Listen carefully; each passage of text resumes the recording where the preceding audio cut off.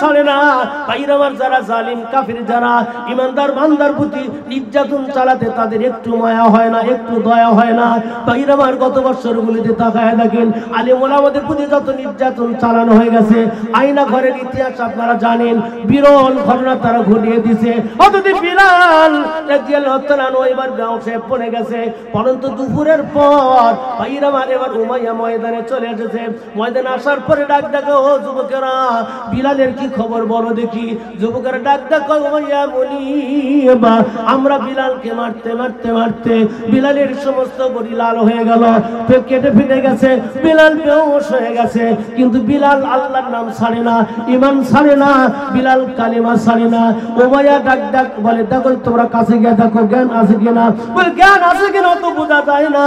তবে একটা যুবক কাছে গিয়ে বলে, উমাইয়া অমনিবা, বিলালের মনে হয় ভালো জ্ঞান নাই। এরপর বিলালের মুখটা যেন জিহ্বা নড়ে, বিলালের মুখ থেকে কি যেন আওয়াজ বের হয়। যুবক বিলালের মুখে কান লাগায় দেখে, অথচ বিলাল ওই রকম করুণ অবস্থার মধ্যে ডাকতেছে, আল্লাহ আল্লাহ আল্লাহ আল্লাহ আল্লাহ আল্লাহ আল্লাহ। ভাইরাবার হযরত বিলালের এই আওয়াজ শোনার পরে মনে উমাইয়া ডাক ডাকায়, যুবকেরা দেরি করো না। বিলালের মুখ দিয়ে লা ইলাহা ইল্লাল্লাহ বের হয়, আহাদ আহাদ বের হয়, আমার সহ্য হয় না। বিলালের এই কণ্ঠ বন্ধ করে দিতে হবে, দেরি করো না, তাড়াতাড়ি যাও। তোমরা একটা লোহার পেরেক নিয়ে আসো। লোহার একটা পেরেক আনা হলো। আমার সম্মানিত ভাইরাবার, জুলুম নির্যাতন কাকে বলে, কত প্রকার জালিমরা ইমানদার বান্দার উপরে চালিয়ে থাকে। হযরত বিলাল সামনে লোহার পেরেক আনা হলো। আমার সম্মানিত ভাইরা, যুবকেরা ভালো করে কান পেলে শুন ভাইরা আমার। অত বিলালের কাছে আসার পরে একটা যুবক বিলালের মুখের ভিতরে হাত দিয়া বিলালের জিহ্বাটা টেনে বের করেছে। টেনে বের করার পর অত বিলালের জিহ্বার মাঝখানে লোহার পেরেকটা ফুড়ে দিল। লোহার পেরেক মেরে দিবার পরে জিহ্বা ছিদ্র হয়ে গেছে। এবার জিহ্বা রক্ত দিয়া বিলালের ঠোঁট মুখ লাল হয়ে গেছে, ভাইরা আমার দাড়িগুলো লাল হয়ে গেছে, রক্ত রঞ্জিত হয়ে গেছে। বিলালের জিহ্বা এবার বাইরে আছে, বিলালের জিহ্বা বিলালের জিহ্বার ভিতরে ঢোকে নাই। ভাইরা আমার লোহার পেরেক মারার পর এবার উমাইয়া কয়, দেখো এখনো বিলাল কি আল্লাহকে ডাকে নাকি? এবার কিতাবে লেখে, আমার ভাইরা আমার, যুবকেরা ডাক দেখো, ও মনিব, বিলালের জিহ্বায় লোহা মেরে দেওয়া হলো। লোহা মেরে দেওয়ার পরও আমরা দেখতেছি বিলালের জিহ্বা এখনো নড়াচড়া করে। বিলাল যেন কি যেন বলে বলে বলে। যুবকেরা ডাকতে বলে, বিলালের মুখে কান লাগায় দেখি লোহার পেরেক মারার পরও বিলাল আল্লাহকে বলে নাই। বিলাল এখনো আল্লাহ আল্লাহ আল্লাহ আল্লাহ বলে ডাকতেছে। জোরে জোরে কোন মারহাবা।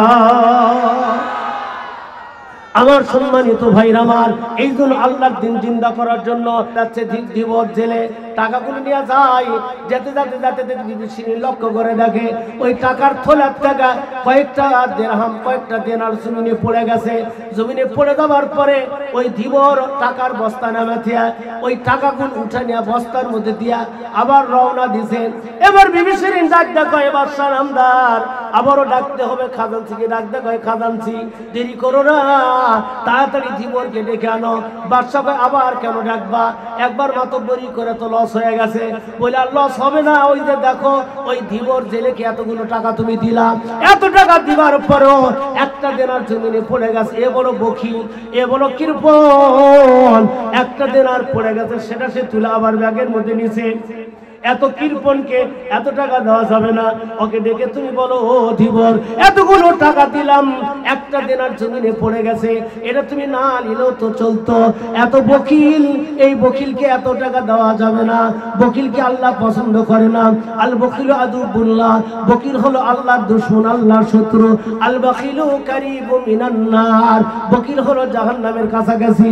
ওয়া বাইদু মিনাল জান্নাহ, জান্নাত থেকে অনেক দূরে। ওয়া বাইদু মিনাল্লাহ, কৃপণ যারা তারা আল্লাহর থেকে অনেক দূরে।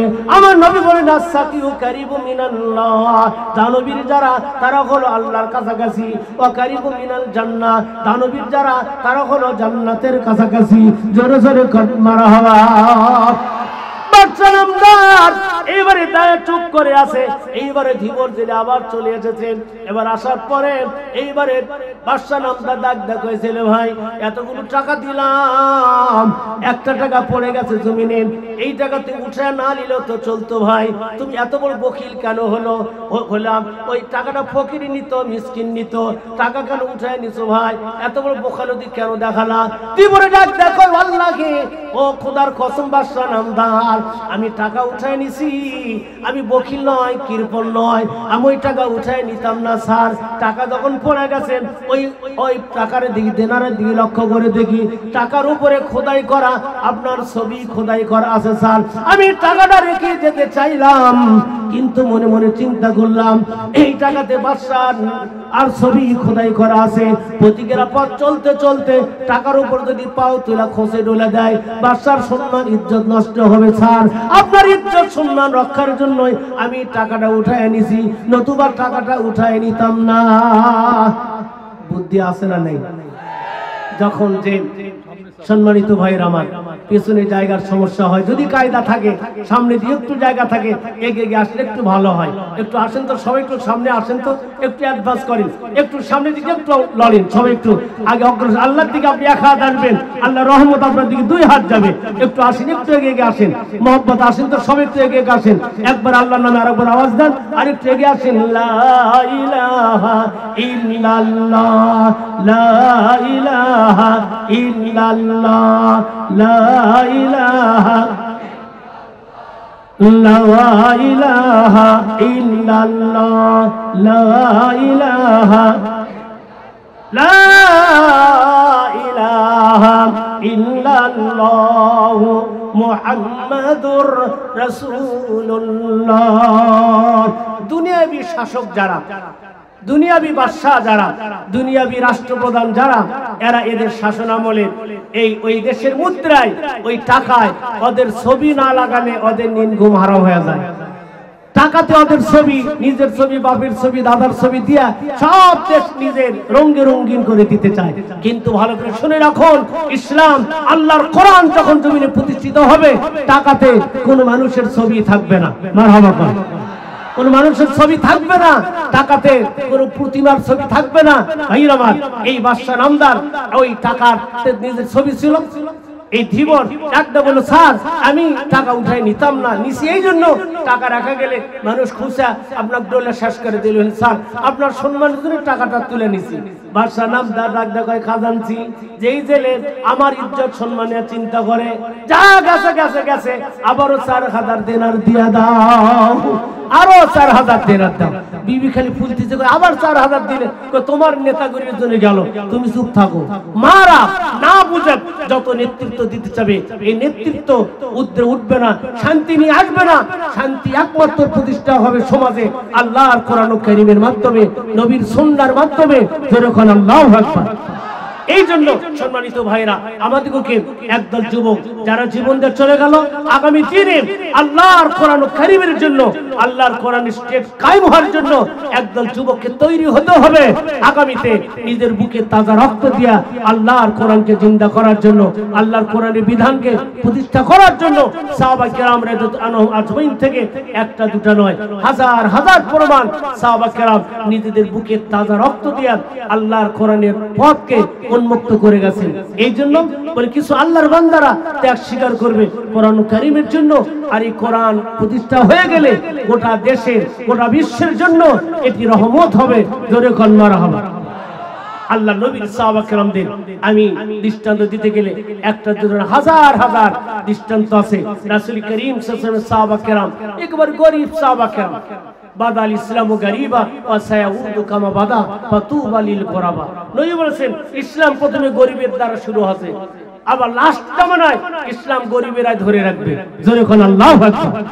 প্রথম জামানায় গরিবেরাই ইসলামকে ধরে রেখেছিল, আবার লাস্ট জামানায় গরিবেরাই ইসলামকে ধরে রাখবে। বিত্তশালী যারা, তারা ইসলাম ধরার জন্য অত ব্যস্ত হবে না, বরং যাদের টাকা নাই, পয়সা নাই, সাইজ নাই, মাইজ নাই, এই যুবকেরাই আল্লাহর কোরআনের জন্য জীবন দিবে। জোরে কোন আল্লাহু আকবার। এই জন্য গত বৈষম্য বিরোধী আন্দোলন আমরা দেখেছি অনেক শিক্ষার্থী যাদের কেউ চিনত না, কিন্তু ন্যায় প্রতিষ্ঠার জন্য বৈষম্য বিরোধী আন্দোলনে নিজের জীবন দিতে একটু দ্বিধাবোধ করেনি। আল্লাহু আকবার। এই জন্য আগামীতে আল্লাহর দ্বীন জিন্দা করার জন্য সাহাবা কেরাম রাদিয়াল্লাহু আনহুম আজমাইনদের জন্য আমাদেরকে দীপ্তি শপথ নিতে হবে। হযরত আম্মার, হযরত বিলাল, হযরত সালিম, হযরত সোহেব, যে সকল গরীব সাহাবা কেরাম যাদের টাকা ছিল না, পয়সা ছিল না, অন্যের গোলাম ছিল, হযরত বিলাল রাদিয়াল্লাহু তাআলা অন্যের গোলাম ছিল। ভাইরা আমার, উমাইয়া আগুন পূজা করত আর বিলাল আল্লাহর ইবাদত করত। উমাইয়া ডাকতে বলে, বিলাল আমার গোলাম হয়ে তুমি আগুন পূজা করবে না, এটা হবে না।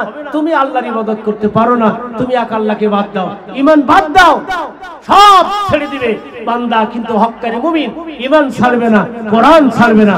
হযরত বিলাল ডাকতে বলে, উমাইয়া আমি বুঝে শুনে কালিমা পড়েছি, আমার খালিক মালিক হলো আল্লাহ, আল্লাহ ছাড়া কাউকে সিজদা দাও আমি বুঝি না, আমার জীবন দিতে আমি তৈরি আছি, আল্লাহকে ছেড়ে দিতে পারি না, লম্বা করতে চাই না, কি তবে নাকি।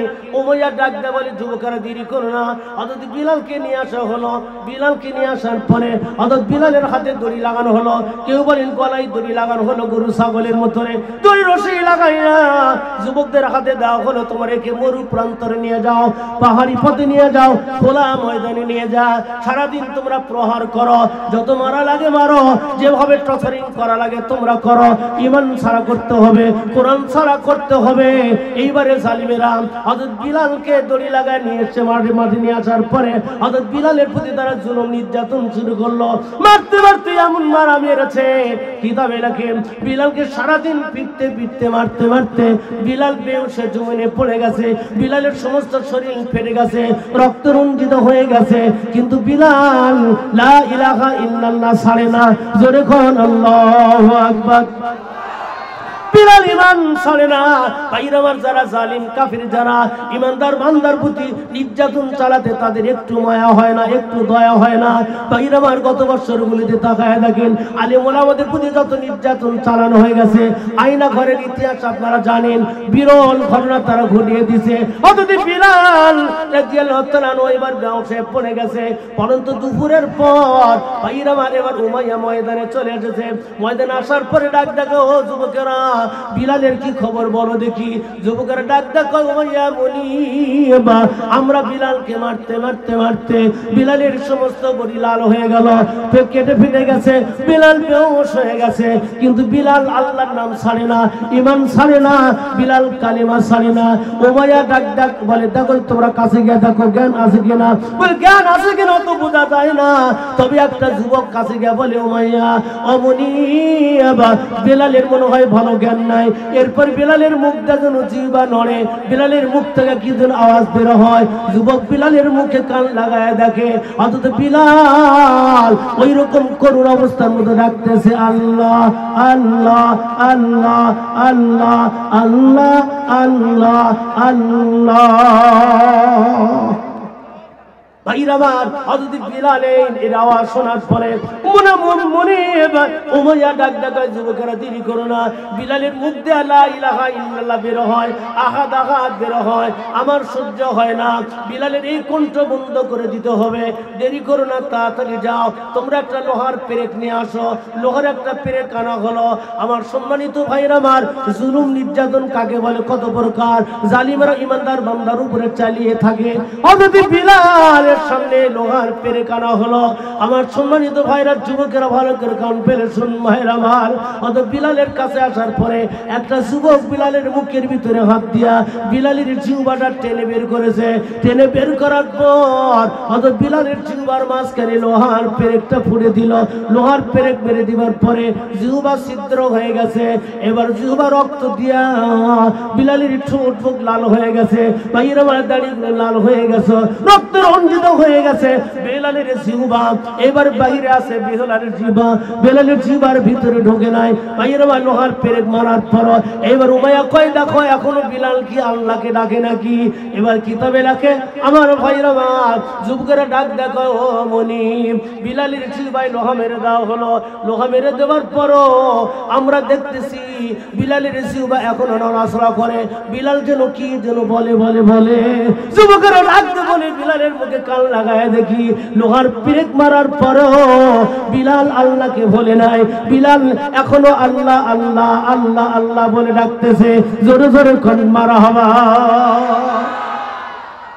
আমার সম্মানিত ভাইরা আমার, এই জন্য আল্লাহর দিন জিন্দা করার জন্য, আল্লাহর কোরআন জিন্দা করার জন্য ভাইরা আমাদেরকে নিরলস একটা প্রচেষ্টা, এমন একটা ত্যাগ তিতিককে আমাদের গ্রহণ করতে হবে ভাইরা আমার, আল্লাহর কোরআন জিন্দা করার জন্য। হযরত বিলাল নিজের জীবন বিপন্ন হতে গেছে, ঈমান ছাড়ে নাই ভাইরা আমার, ঈমান ছাড়ে নাই, কোরআন কারীম ছাড়ে নাই। এই জন্য একদল মুসলিম, একদল যুবক ভাইরা আমার তৈরি হতে হবে, রেডি হতে হবে আল্লাহর কোরআন কারীমের পক্ষে। ভাইয়ের বিশেষ করে আমার দুপচাচার মধ্যে, আমার দুপচা থানার গুনাহার ইউনিয়নের আমার সিনসপদ নূর, আমার এই সিনসপদ ভাই ভাইয়ের আমার আর বলিষ্ঠ নেতৃত্ব দিতে যাচ্ছে কোরআন কারীমের পক্ষে, আল্লাহর কোরআন ন্যায়ের পক্ষে। একদল যুবকদেরকে দীপ্তির শপথ নিতে হবে ভাইয়ের আমার। আমরা তার সাথে থেকে ভাইয়ের আমার কোরআন কারীমের নেতা যারা, আলিম ওলামা যারা, এদের পক্ষ থেকে আল্লাহর কোরআনের ঝান্ডা জিন্দা করার জন্য আমরা কাজ করব। কারা কারা পারবেন নিজেদের হাত একটু মুষ্টিবদ্ধ করেন তো সবাই, দুই হাত মুষ্টিবদ্ধ করে একটু তাকবীর দেন। লিল্লাহে তাকবীর, লিল্লাহে তাকবীর। আলহামদুলিল্লাহ। আল্লাহ রাব্বুল আলামিন যুবকদেরকে, আমার দুপচাচার সকল আমার জনসাধারণকে আগামী দিন আল্লাহর কোরআনের জন্য কবুল করুন। কোরআন কারীম যেন আমাদের সংবিধান হয়, এটি আল্লাহ যেন মঞ্জুর করে। আমার সম্মানিত ভাইরা আমার, সবাই বসে যাই, কথা না বলে আমাদের প্রধান মেহমান চলে আসবেন অল্প সময়ের ভেতরে। আমি লম্বা কথা বলবো না, আগেই বলেছি ভাইরা আমার। এতটুকু বলতে চাই, আল্লাহ পাকের কোরআন কারীমকে জিন্দা করার জন্য আল্লাহর কোরআন কারীমের বিধান আমরা দেখিনি ভাইরা আমার। আল্লাহর কোরআনের বিধানদের শান্তি, আল্লাহর কোরআন কায়েম হলে সমাজে সব জায়গায় আমরা কি সুবিধা পাবো, কোরআন হাদিসের দৃষ্টিকোণ থেকে অনেক কথা, সেগুলো আলোচনা করার আমাদের সময় হয়নি। প্রধান বক্তা কথা বলবেন। সম্মানিত ভাইরা সবাই সুশৃঙ্খল ভাবে বসে যায়। আমি সংক্ষিপ্ত ভাবে যতটুকু আমি নগণ্য গোলাম কথা বললাম, আমি আমার এই কথার মধ্যে যদি কোনো ভুল ত্রুটি হয়ে যায় আল্লাহ তাআলার কাছে মাপ চাই। আপনারা কেউ মনে কষ্ট পেয়ে থাকলে মেহেরবানি করে আমাকে মাফ করবেন। পরিশেষে আমি আপনাদের কাছে দোয়া চাই। আপনারা সবাই জানেন আমার উপরে বিশাল একটা নির্যাতন জুলুম চালানো হয়েছে। বিশেষ করে আপনারা সবাই জানেন আমার স্ত্রীকে নির্মম ভাবে দুনিয়া থেকে বিদায় করে দেওয়া হয়েছে। এরপরও